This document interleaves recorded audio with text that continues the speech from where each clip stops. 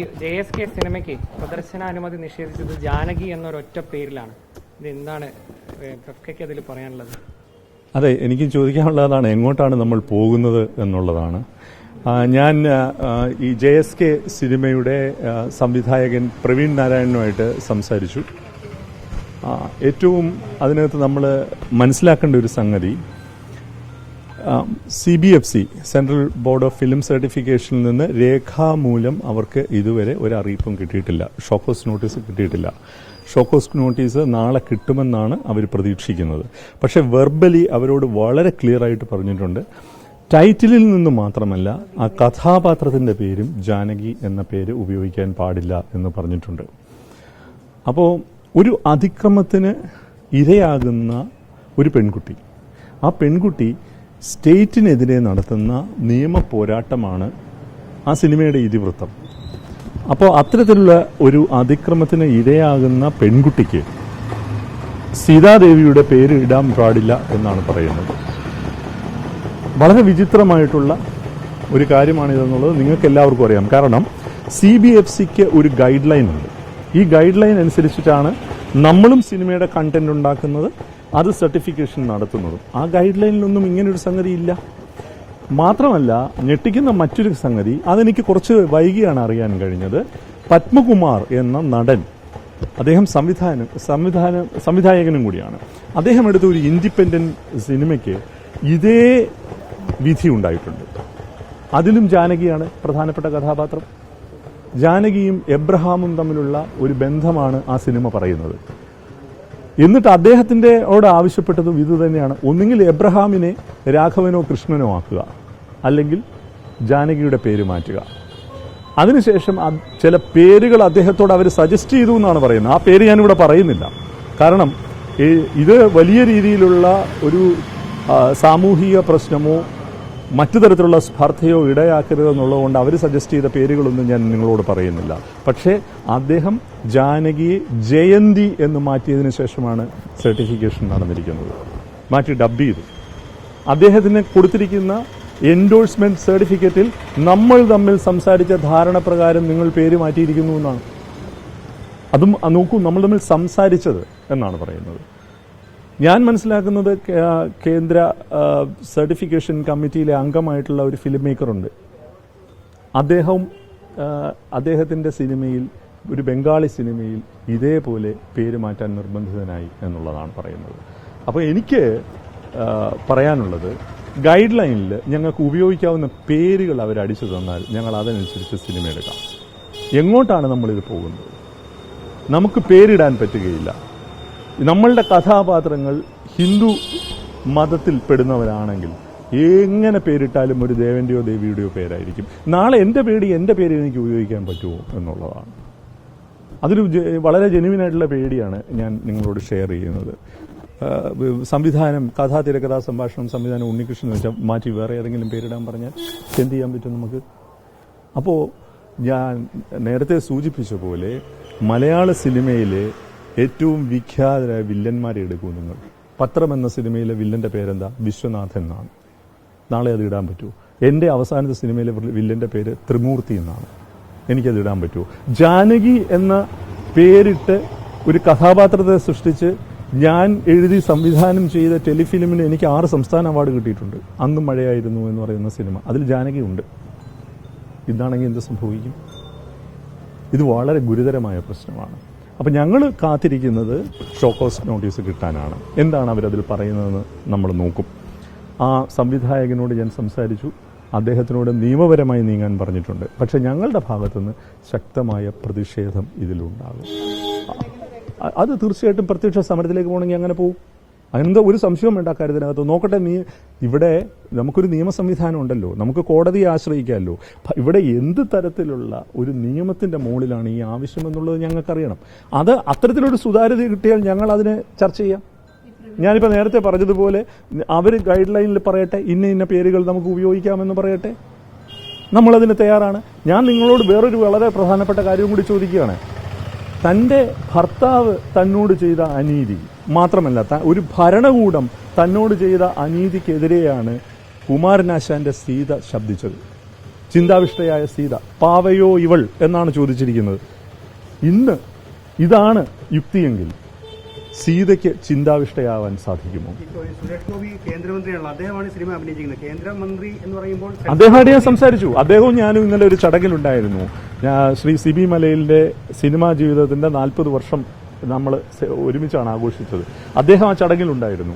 ഞാൻ അപ്പോൾ ഈ വിവരം അറിയുന്നില്ല. ഞാൻ വീട്ടിൽ വന്ന ശേഷം അദ്ദേഹമായിട്ട് സംസാരിച്ചു. അദ്ദേഹം എന്നോട് പറഞ്ഞ ഞാൻ നേരിട്ട് അതിൽ ഇടപെട്ട് സംസാരിച്ചു, എന്നിട്ടും പ്രതികരണമില്ലെന്നാണ് പറയുന്നത്. ഇതിനകത്ത് പൊളിറ്റിക്കൽ ലീഡർഷിപ്പുമായിട്ടൊക്കെ നമുക്ക് സംസാരിക്കാനുള്ള സാധ്യതകളുണ്ടല്ലോ. ഇവരാരും ഇവർ അറിഞ്ഞിട്ടുമില്ല, ഇതിനോട് ഒപ്പമാണെന്നും എനിക്ക് തോന്നുന്നില്ല. ഇത് ആരെയൊക്കെയോ തൃപ്തിപ്പെടുത്താൻ ഏതൊക്കെ ഉദ്യോഗസ്ഥ തലത്തിലോ ഒക്കെ നടക്കുന്ന കാര്യമായിരിക്കാം ഇത്. ഇവിടുത്തെ കമ്മിറ്റി ഈ പടം കണ്ട് അവര് തൃപ്തികരമാണെന്ന് പറഞ്ഞ് റെക്കമെൻഡ് ചെയ്ത സിനിമയാണ്. ഇത് ഒപ്പിടാതെ വെച്ചിരിക്കുന്നത് മുംബൈ ഓഫീസാണ്. സുരേഷ് ഗോപി ഇതിലെ പ്രധാന കഥാപാത്രമാണ്, മന്ത്രിയാണ്. ഇദ്ദേഹം നേരിട്ട് സംസാരിച്ചിട്ടും അദ്ദേഹം പ്രധാന കഥാപാത്രമാണ്. അദ്ദേഹമാണ് ജാനകിക്ക് വേണ്ടി അപ്പിയർ ചെയ്യുന്നത് ഈ സിനിമയിൽ. മനസ്സിലായോ? അദ്ദേഹത്തിന്റെ ഇടപെടൽ പോലും അല്ല, നമ്മളെക്കാളൊക്കെ ഇടപെടൽ നടത്താൻ കഴിയുന്ന ആളാണ് എന്ന് പറഞ്ഞ ഭരണതലത്തിലാണ്. ഞാൻ നിങ്ങളോട് ഇപ്പോഴും പറയുന്നു, ഇതൊരു ഗവൺമെന്റൽ ഡിസിഷനോ ഒരു പൊളിറ്റിക്കൽ ലീഡർഷിപ്പിന്റെ ഡിസിഷനോ ആണോ എന്നുള്ളതിനെ കുറിച്ച് നമുക്ക് യാതൊരു വ്യക്തതയുമില്ല. കാര്യം അദ്ദേഹം എന്നോട് പറഞ്ഞത് ഈ ഡിസിഷൻ വന്നപ്പോൾ തന്നെ ഞാൻ അത് ഇടപെട്ട് സംസാരിച്ചു എന്നാണ് പറഞ്ഞത്. അദ്ദേഹം സംസാരിച്ചത് ആരോടാണെന്നൊന്നും ഞാൻ ചോദിച്ചില്ല. അപ്പോൾ ആ സംസാരത്തിന് എന്തെങ്കിലും ഫലമുണ്ടോ എന്നുള്ളത് നാളെ വരെ നമുക്ക് കാത്തിരിക്കാം. ഇന്നിപ്പോൾ ഓഫീസില്ലല്ലോ. നാളെ എന്തായാലും ഈ പ്രവീണിനോട് നമ്മൾ പറഞ്ഞിട്ടുണ്ട് ഷോക്കോസ് വരട്ടെ. ഷോക്കോസ് വന്നിട്ട് എന്താണ് അവരതിൽ കാരണം പറയുന്നതെന്ന് നോക്കട്ടെ. പക്ഷേ നമ്മളെ ഞെട്ടിക്കുന്നത് ഇതിന് ഒരു പ്രസിഡൻസ് ഉണ്ടെന്നുള്ളതാണ്. പത്മകുമാറിന്റെ സിനിമ നിങ്ങൾ അദ്ദേഹത്തെ കാണണം. തിരുവനന്തപുരത്തുള്ള ആളല്ലേ അദ്ദേഹം ഫിലിം മേക്കറാണ്. അദ്ദേഹം എന്നിട്ട് ജയന്തി എന്ന് മാറ്റിയിട്ടാണ് ആ സിനിമയ്ക്ക് സർട്ടിഫിക്കേഷൻ കൊടുത്തിരിക്കുന്നത്. അതല്ലെങ്കിൽ അപ്പുറത്ത് നിൽക്കുന്ന പങ്കാളിയുടെ പേര്, അല്ല പങ്കാളിയല്ല, സുഹൃത്താണെന്ന് തോന്നുന്നു, എബ്രഹാം എന്നുള്ളത് മാറ്റാനാണ് പറയുന്നത്. അല്ല, രാവണപ്രഭുവിലും ജാനകിയാണ് നായിക.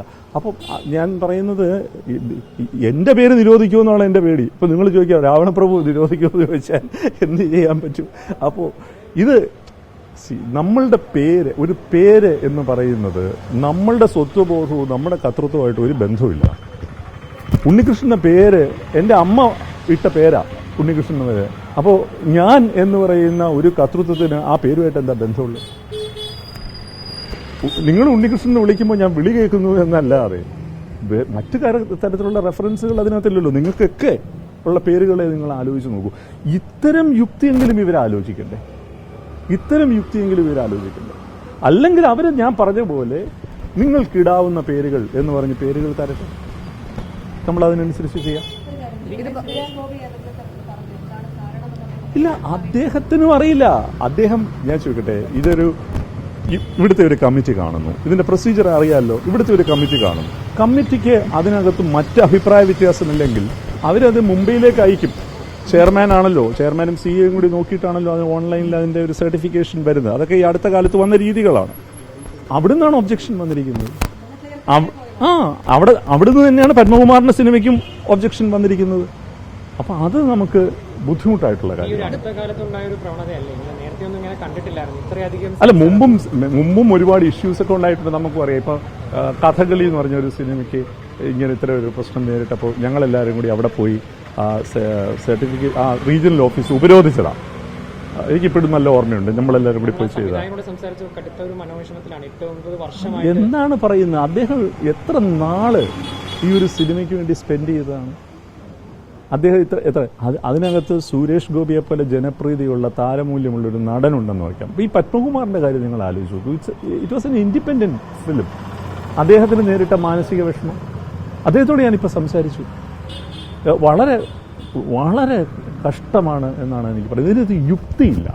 നിങ്ങൾക്കൊരു പ്രത്യേക സിറ്റുവേഷനോ ഒരു കമ്മ്യൂണൽ ഹാർമണിയെ ഡിസ്റ്റർബ് ചെയ്യുന്ന ഒരു സിറ്റുവേഷനുണ്ട്, അല്ലെങ്കിൽ പൊളിറ്റിക്കലി വളരെ സെൻസിറ്റീവ് ആയിട്ടുള്ള ഒരു ഡയറക്റ്റ് റെഫറൻസ് കിടപ്പുണ്ട്. ഇത് പോയിന്റ് ഔട്ട് ചെയ്താൽ ഒരു ചർച്ചയ്ക്കെങ്കിലും നമുക്ക് സാധ്യതയുണ്ട്. പക്ഷെ ഇവിടെ എന്താ ഉള്ളത്? ഇവിടെ ഒന്നുമില്ല എന്നുള്ളതാണ്. അപ്പോൾ അത് മാധ്യമ സമൂഹത്തിൻ്റെ പിന്തുണയും ഞങ്ങൾക്ക് വേണം. ഇന്ന് എന്നോടൊരു പത്രപ്രവർത്തകൻ ചൂണ്ടിക്കാണിച്ചതുപോലെ നാളെ ഒരു ക്രൈം നിങ്ങൾക്ക് റിപ്പോർട്ട് ചെയ്യാൻ വരുമ്പോൾ അതിൽ ഇൻവോൾവ് ആയി ചെയ്തിരിക്കുന്നവർക്ക് ദൈവനാമമാണ് എന്ന് പറഞ്ഞാൽ നിങ്ങൾ എന്ത് ചെയ്യും? ഇനി ഞാൻ പറയാം, ഇവരുടെ യുക്തി ഒന്നുകൂടി നിങ്ങളൊന്ന് എക്സ്റ്റെൻഡ് ചെയ്ത് നോക്കൂ. ഇങ്ങനെ പേരുകളുള്ള സ്ത്രീകൾ ഒരു തരത്തിലുള്ള അതിക്രമത്തിനും വിധേയമാകരുത് എന്ന് പറഞ്ഞൊരു സർക്കാർ ഉത്തരവ് നമുക്ക് പ്രകടിപ്പിക്കാൻ പറ്റും. അത് ഉറപ്പാക്കാൻ പറ്റും. അത് ഉറപ്പാക്കാൻ പറ്റില്ലല്ലോ. അപ്പം കല എന്ന് പറയുന്നത് തീർച്ചയായിട്ടും കഥാപാത്രം, കഥ എന്നത് അതൊരു എഴുത്തുകാരൻ്റെയും ഒരു സംവിധായകൻ്റെയും സ്വാതന്ത്ര്യത്തിൽപ്പെടുന്നതാണ്. അപ്പോൾ അതിൽ നെയിമിംഗ് ഓഫ് ദ ക്യാരക്ടർ എന്ന് പറയുന്നതും അവരുടെ സ്വാതന്ത്ര്യത്തിൽപ്പെടുന്നൊരു സംഗതിയാണ്. ആ നെയിമിങ്ങിന് ദൂരവ്യാപകമായ പ്രത്യാഘാതങ്ങളുണ്ടോ, അതിനൊരു കമ്മ്യൂണൽ ഹാർമണിയെ അത് ഡിസ്റ്റർബ് ചെയ്യുന്നുണ്ടോ എന്നെല്ലാം നോക്കി നമ്മളോടൊരു ഒബ്ജക്ഷൻ പറഞ്ഞാൽ നമുക്കത് മനസ്സിലാവും. പക്ഷെ ഇത് ഈ പേര് പാടില്ല, നിങ്ങൾ വേറെ ഏത് പേര് വേണമെങ്കിലും ഇട്ടുള്ളൂ. അല്ല, ഒന്ന് ആലോചിക്കട്ടെ. നാളെ നിന്ന് ഷോക്ക് ഹൗസ് വരട്ടെ. ഷോക്ക് ഹൗസ് വന്നിട്ട് കോടതിയെ നമ്മൾ സമീപിക്കും. അതിൽ ഞങ്ങൾ കക്ഷി ചേരണോ എന്നുള്ളതൊക്കെ ഞങ്ങൾ ആലോചിക്കും. പ്രായോഗികമല്ലാത്തൊരു നടപടിയല്ലേ പേരും കഥാപാത്രത്തിന്റെ പേരൊക്കെ മാറ്റി ഒരു സിനിമ ഇറക്കാൻ സംശയമുണ്ടോ? നിങ്ങൾ തന്നെ ആലോചിക്കും. ഞാൻ നിങ്ങളോടാ ചോദിക്കുന്നത്. നിങ്ങൾ തന്നെ ആലോചിക്കൂ. നിങ്ങൾ സിനിമ കാണുന്നവരുമാണ്, മാധ്യമരംഗത്ത് പ്രവർത്തിക്കുന്നവരുമാണ്. ഇത് എങ്ങോട്ടാണ് നമ്മൾ പോകുന്നത്? എങ്ങോട്ടാണ് നമ്മൾ പോകുന്നത്? ഞാൻ നേരത്തെ പറഞ്ഞില്ലേ, പേരും നമ്മളുടെ ജീവിത വീക്ഷണവും തമ്മിലോ നമ്മൾ ജീവിക്കുന്ന രീതിയും തമ്മിലോ ഒന്നും ഒരു ബന്ധമില്ല, അല്ലേ? നമ്മളുടെ അന്തരിച്ചു പോയ CPM-ന്റെ സംസ്ഥാന സെക്രട്ടറിയുടെ പേരെന്തായിരുന്നു? ബാലകൃഷ്ണനായിരുന്നു, അല്ലേ? അങ്ങനെയൊക്കെയല്ലേ പറ്റുള്ളൂ ഇതിനകത്ത്. അപ്പോൾ നമുക്ക് അത്തരം പേരുകളും ആളും തമ്മിൽ എന്താണ് ബന്ധമുള്ളത്? നമുക്ക് നാളെ ഒരു സിനിമയ്ക്ക്, ഇപ്പോൾ എൻ്റെ ഒരു അടുത്ത സുഹൃത്ത് എന്നെ വിളിച്ചു പറഞ്ഞു, അദ്ദേഹം ചെയ്യാൻ പോകുന്ന സിനിമയിൽ പ്രധാനപ്പെട്ട പ്രതിനായകന്റെ പേര് ഒരു ഹിന്ദു ദൈവത്തിന്റെ പേര്. അദ്ദേഹം വളരെ വറീഡാ. ഞാൻ എന്ത് ചെയ്യും എന്നാണ് ചോദിക്കുന്നത്. ഇതിലിപ്പോ സുരേഷ് ഗോപി നേരിട്ട് ഇടപെട്ടിട്ടും ഒരു മാറ്റമില്ല എന്നാണ്. അല്ല, അദ്ദേഹം പറയാനുള്ളത് പറഞ്ഞു. എനിക്ക് അദ്ദേഹത്തിന്റെ പരിമിതികൾ മനസ്സിലാവും. അദ്ദേഹം ഇപ്പോൾ ഒരു രാഷ്ട്രീയ പാർട്ടി കക്ഷിയുടെ സമുന്നതനായ നേതാവാണ്. അദ്ദേഹം കേന്ദ്രമന്ത്രിയാണ്. ഇതൊക്കെ നമുക്കറിയാവുന്ന കാര്യമാണ്. പക്ഷേ ഇത് ഒരു ഓട്ടോണമസ് സ്വഭാവമുള്ള ഒരു ബോർഡാണ് ഈ സംഗതി. ഇത് ഞാൻ നിങ്ങളോട് ആവർത്തിച്ചു പറയുന്നു. ഇതൊരു ഗവൺമെന്റൽ ഡിസിഷനായിട്ട് താഴോട്ട് റിപ്പോർട്ട് ചെയ്യപ്പെട്ട കാര്യമൊന്നുമാണെന്ന് എനിക്ക് തോന്നുന്നേയില്ല. കേന്ദ്ര സർട്ടിഫിക്കേഷൻ ബോർഡിലെ അംഗമായിട്ടുള്ള ഒരു ഫിലിം മേക്കർ, വളരെ വിഖ്യാതനായ ഫിലിം മേക്കറാണ് അദ്ദേഹം. Is A Bengali. അദ്ദേഹത്തിന്റെ ഒരു ബംഗാളി സിനിമയിൽ നിന്നും അദ്ദേഹത്തിന് പേര് മാറ്റേണ്ടി വന്നു ഈ അടുത്ത കാലത്ത്. നമ്മുടെ തിരുവനന്തപുരത്തുള്ള സഹപ്രവർത്തകന് പേര് മാറ്റേണ്ടി വന്നു. അത് ജയന്തിയായിട്ട് ഡബ് ചെയ്തു. അപ്പോഴാണ് സർട്ടിഫിക്കേഷൻ കൊടുത്തത്. കോടതി വഴി പോയാൽ ഇതൊരു സാധ്യമായ തീർച്ചയായിട്ടും ഏത് കോടതിയിലും ഏത് നിയമത്തിന്റെ മുമ്പിലും ഇങ്ങനൊരു ഇഷ്യൂ ഉന്നയിക്കുകയാണെങ്കിൽ അത് വളരെ പെട്ടെന്ന് തന്നെ മനസ്സിലാക്കാവുന്ന കാര്യമല്ലേ ഉള്ളൂ. അതിനകത്ത് വേറൊന്നും ഈ ഘട്ടത്തിൽ പറയാനില്ല. വളരെ സന്തോഷം. അല്ല, അതിലേക്കൊക്കെ ഞാൻ പറഞ്ഞ പോലെ ഷോക്ക് ഹൗസ് നോട്ടീസ് വരട്ടെ, കോടതിയിലേക്ക് പോകട്ടെ, അതിനുശേഷം നമുക്ക് ആലോചിക്കും. നമ്മൾ എപ്പോഴും നിയമത്തിന്റെ വഴി ആദ്യം പോയി നോക്കുക, അല്ലെ അതിനുശേഷമുള്ള കാര്യങ്ങൾ ആലോചിക്കും. തന്നെയല്ല, ഞങ്ങൾ വിശാലമായിട്ട് ഇപ്പം ഇന്ന് ഞായറാഴ്ചയല്ലേ, നാളേക്ക് ഡയറക്ടേഴ്സ് യൂണിയൻ അങ്ങനെയുള്ള ഞങ്ങളുടെ ജനറൽ കൗൺസിൽ, സ്റ്റിയറിംഗ് കമ്മിറ്റി അവരൊക്കെ ആയിട്ട് ഒന്ന് സംസാരിക്കട്ടെ. എന്നിട്ട് നോക്കാം. നമുക്ക് ചിലപ്പോൾ നാളത്തോടുകൂടി ഈ ഷോക്ക് ഹൗസ് വരുന്നതോടുകൂടി ഇതിനകത്തൊരു പരിഹാരം ഉണ്ടായേക്കാം. പക്ഷേ ഈ ഒരു പ്രശ്നം നിങ്ങളുടെ ശ്രദ്ധയിൽപ്പെടുത്തണം. ഇതൊക്കെ ഇവിടെ സംഭവിക്കുന്നുണ്ടെന്ന് നിങ്ങൾ അറിയണം. അതുപോലെ തന്നെ പത്മകുമാറിനെ നിങ്ങളൊന്ന് പറ്റുകയാണെങ്കിൽ കാണുക. അയാൾ മാറ്റില്ല എന്ന് തന്നെയാണ്, സംശയമില്ലാത്ത കാര്യമല്ലേ. അല്ലെങ്കിൽ ഇന്നലെ അത് സെറ്റിലായി പോകേണ്ട കാര്യമല്ലേ ഉള്ളൂ. മാറ്റേണ്ട കാര്യമില്ലല്ലോ അതിനകത്ത്. 96 സ്ഥലത്ത് സുരേഷ് ഗോപി തന്നെ അതിനകത്ത് ജാനകി എന്ന് പറയുന്നുണ്ട്. ഇനി അദ്ദേഹം ഇത്രയും തിരക്ക് പിടിച്ച ആൾ വന്ന് എത്ര ദിവസം ഡബ് ചെയ്യണം, റീഡബ് ചെയ്യണം, അത് മാറ്റണമെങ്കിൽ. ശരി.